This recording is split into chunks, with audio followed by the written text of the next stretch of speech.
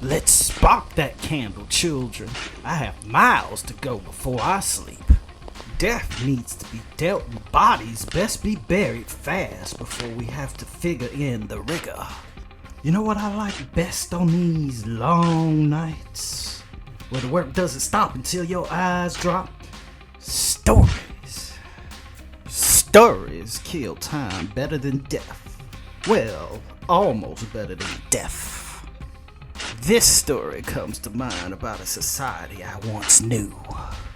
It's a tale of bureaucracy of the damned. Sit down by the fire and listen, or grab yourself a shovel and put that power to purpose.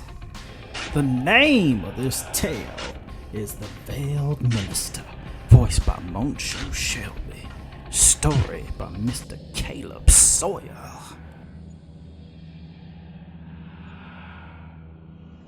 There is a place cold and lifeless. The walls constructed of obsidian oak, swallowing the light and sound and breath. In this place, constituents of the Black God appeal to their master, begging for things great and small. It is not a place of death, no, for death himself wouldn't dare enter through its ominous doors wherein one being presides. Though to call this entity a being is disingenuous. Being is an admission of a state of existence. The veiled minister both exists and does not exist. They are the inky black that oozes through the void of thought. The choking smoke that follows fire. The evacuation of oxygen from one's lungs upon one's realization they are in the presence of everything and nothing all at once. Parishioners pass the threshold into the void vault and await their turn to beseech the veiled minister.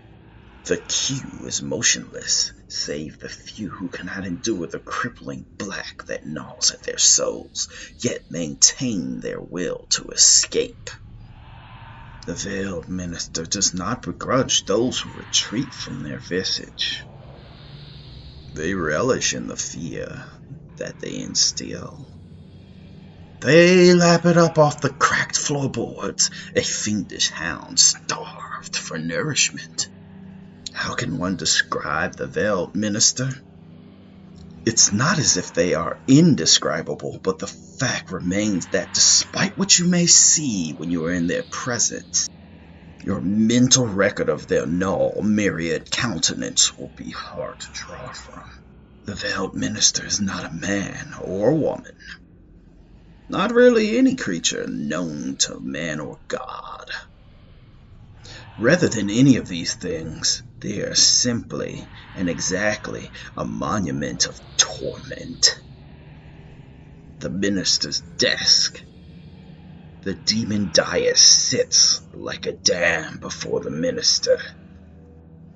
From its edges pours writhing smoke and sorrow.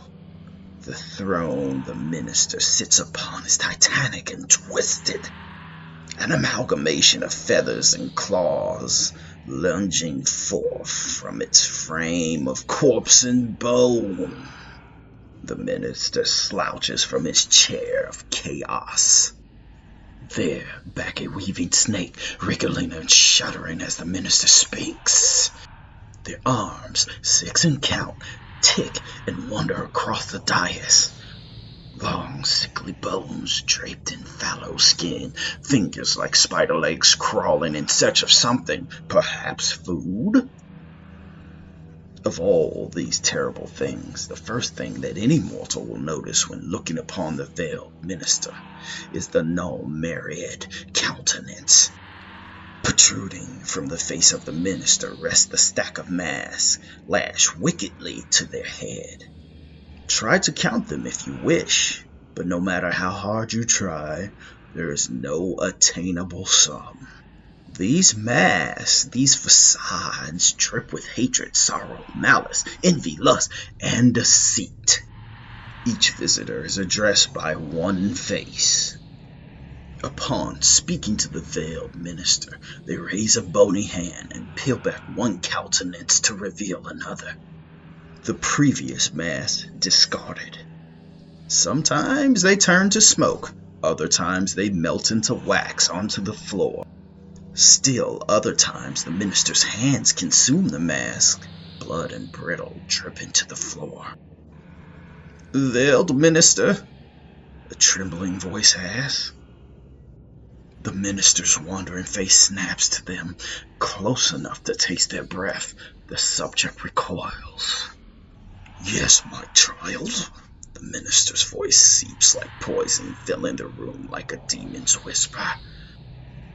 The smiling mask with bleeding eyes is peeled away, this time falling to the floor into a cloud of smoke.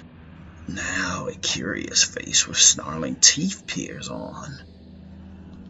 The subject collects himself.